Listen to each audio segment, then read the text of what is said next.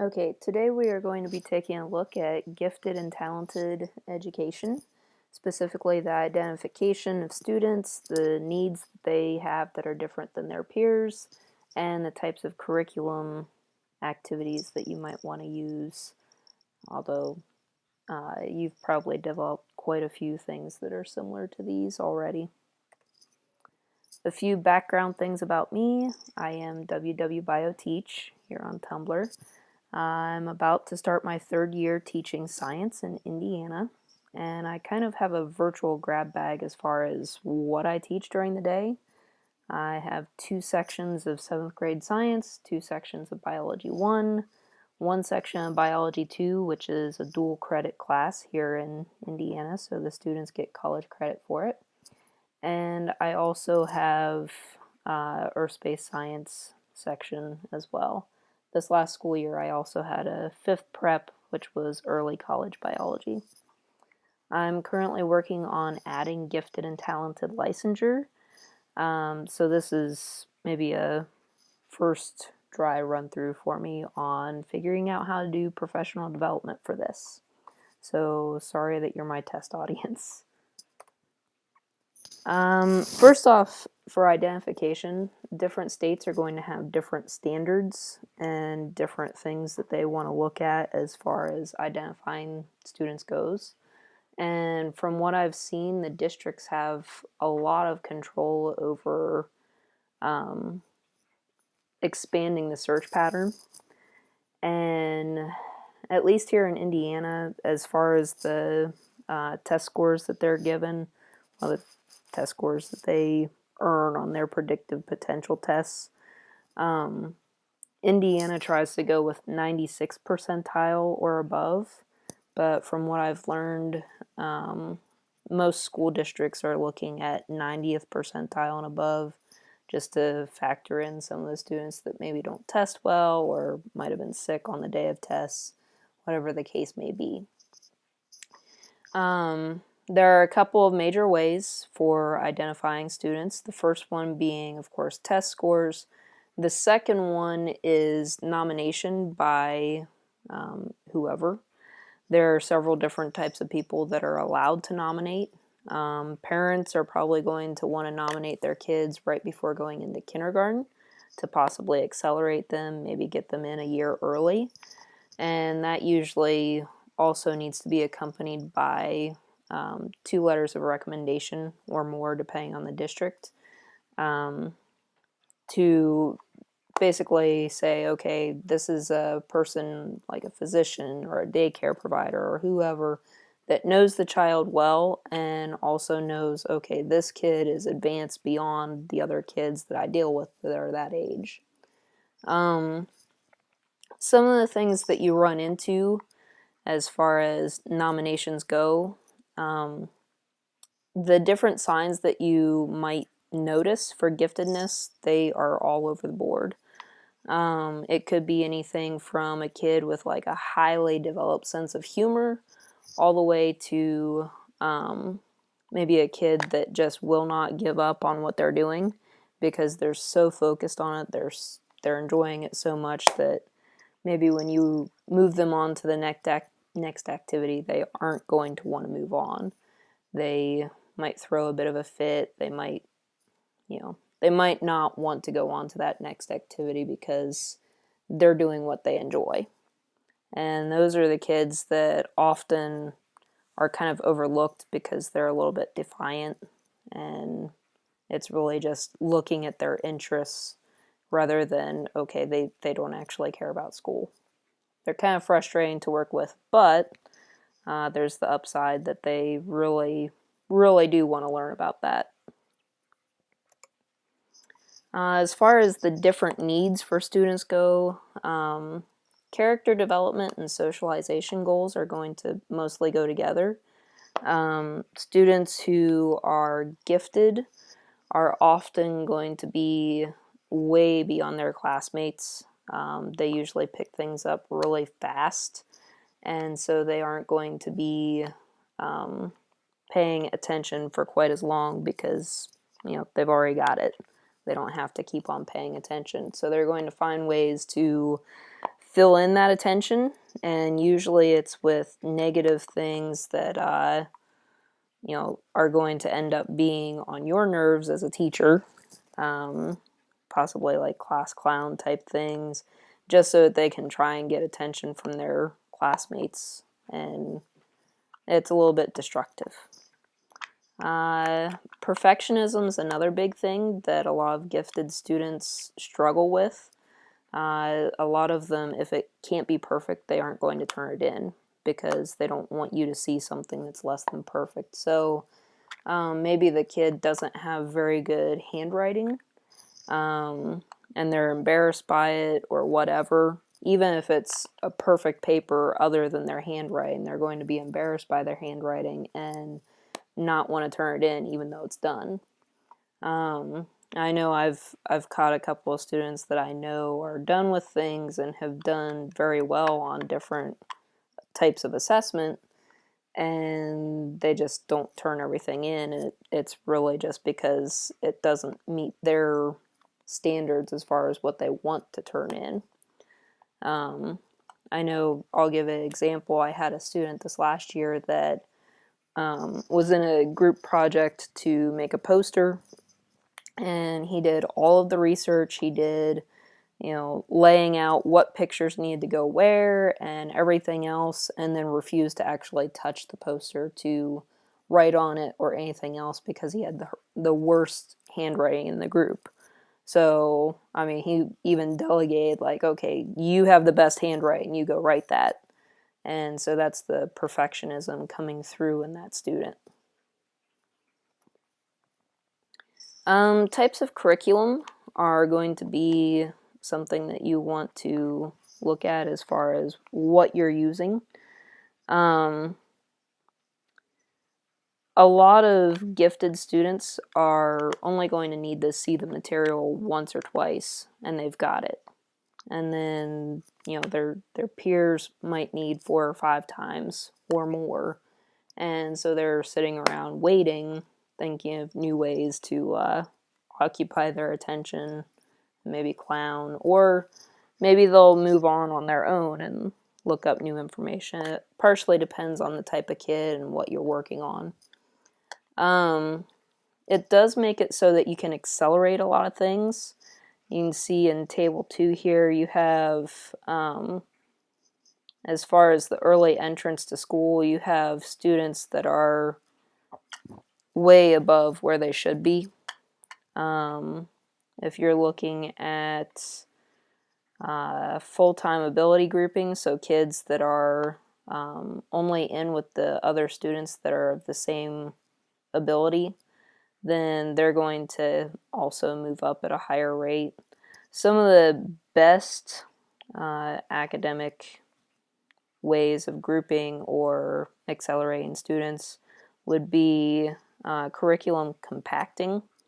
That's going to push things through a lot faster because they only have to see it once or twice. Grade skipping, I mean, you get a full grade above. Probably the next best as far as maybe elementary type setting would be pull-out groups. I know a lot of schools use that for the special education program, but it's also very effective for the higher end students who maybe would benefit from not being around their lower level peers that need the extra attention, extra instruction, that are going to take a lot more of the teacher's time.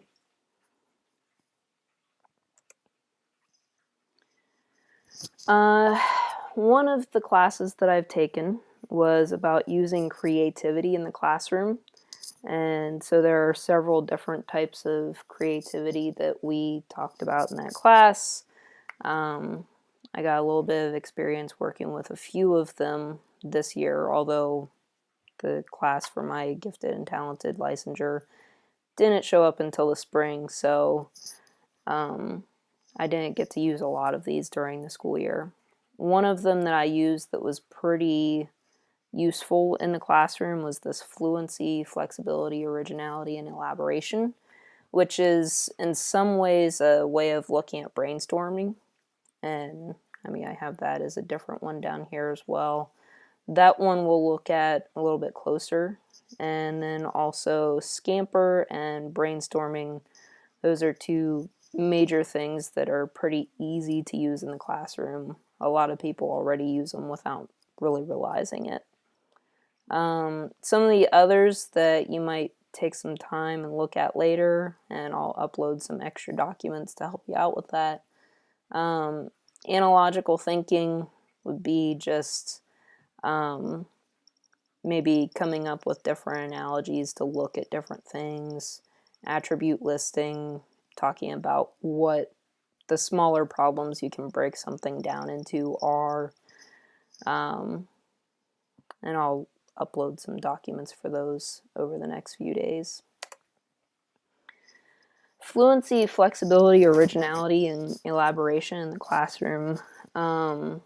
There are different ways to look at. Fluency is that ability to come up with a lot of ideas about any topic you're given. Some people can come up with, say, 3 ideas in a minute. Some people can come up with 20.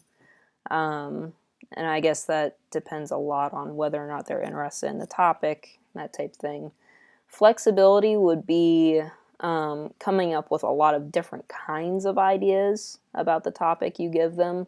So they might have 2 or 3 that are pretty much, along the same line, but out of their other 8 ideas, there's 3 other things that, it's very different types of logic. Originality, the ability to come up with new ideas that aren't obvious. So that, like, completely outside the box, the types of things that you don't get from most people, the off-the-wall ideas.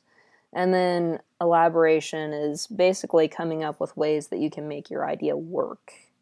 And so that's also important as far as problem solving and critical thinking go. Example assignment that I used in my classroom for earth space science, I gave the students 5 options as far as a question they could use. And you might be able to tell that we had just talked about water, groundwater, moisture in the atmosphere, that type of thing. And so I was kind of reviewing the topics with them. And I gave them 3 minutes. It was the 3-minute thought assignment for them to come up with as many ideas on their own of fluency, flexibility, originality, and elaboration. And one of my students, it's kind of hard to see on here, but she chose, what if all of the water on Earth dried up today? And you can see some of the responses she gave there.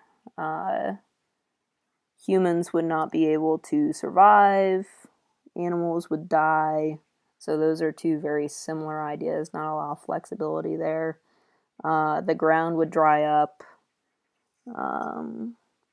It's hard to see a lot of those, but you can look through those later. I'll upload this to the Dropbox.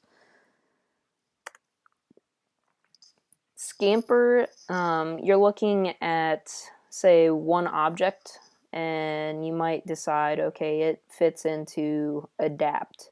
So I might be able to use it for something other than what it was meant for. Or, that goes along with put to other uses. I don't know if any of you are old enough to remember the reversible lining in shoes that they had in, like, the early 90s. So there's, like, that idea of reversing or rearranging, where you can substitute things out for something else, combine them. There's a lot of different things that go with Scamper.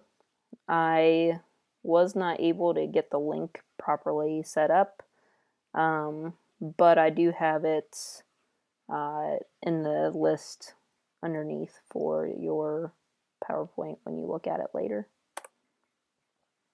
One of the things that I do in my classroom every year with my 7th graders to work on physics concepts is a Rube Goldberg. And so the students have quite a bit to do with Scamper on that, as far as finding materials, repurposing them for what they need, and building. In the picture, you can't really see the whole ramp. A student had repurposed a racetrack and duct taped it to the end, and it came back around and down to this platform. And it was very ingenious, really. It was a very fantastic idea on the student's part. And it was nice seeing things come together, but I mean, you can see boxes, you can see tape, there's a pulley in there and string. So finding ways to repurpose things and use them in ways you wouldn't normally think of. I was trying to think of other ways you could use Scamper, and I know a lot of new teachers don't get a whole lot of time in their classroom to sort through things before the school year starts. And so then that brought up the idea, well, there were like 4 cabinets that I never had time to go through, during my first year of teaching. And it would have been useful to use Scamper to have, say, one table go through this drawer and figure out, okay, what all could we use these things for, and brainstorm those ideas. And then that also brought up the thought that I have an entire drawer of scalpels and things like that as a biology teacher that I really wouldn't want the students to go through. So that brings me to the idea that this might be useful for elementary teachers. If you're brand new and you're first coming into your classroom and you just don't know where to start on sorting through stuff, say you are following a teacher that was a pack rat and just had everything in the cabinets, you could have the students sort through things for you and maybe write down their ideas. Okay, I have these items in front of me, what could we use them for? And you might be surprised at the type of things that the students can come up with for you. Brainstorming, there are 4 major rules that make it more efficient. The students aren't allowed to criticize it, and neither are you, because this first thing that happens when you criticize an idea is, oh wait, is this other idea I have stupid?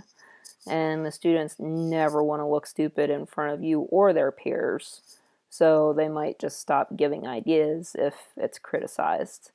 Freewheeling is welcomed. It's talking about, the really off-the-wall things that probably won't work, but you probably want to write them down anyway, because you might figure out a way to make it work later. Quantity is wanted, because if you come up with a list of, say, 30 ideas, and you only use 2 or 3 now, then you've got a whole bunch of ideas later on when something doesn't work. That's what I always tell my students when they're working on their Rube Goldbergs in particular, because it's a major problem-solving activity for them. And then you're also looking to combine and improve ideas.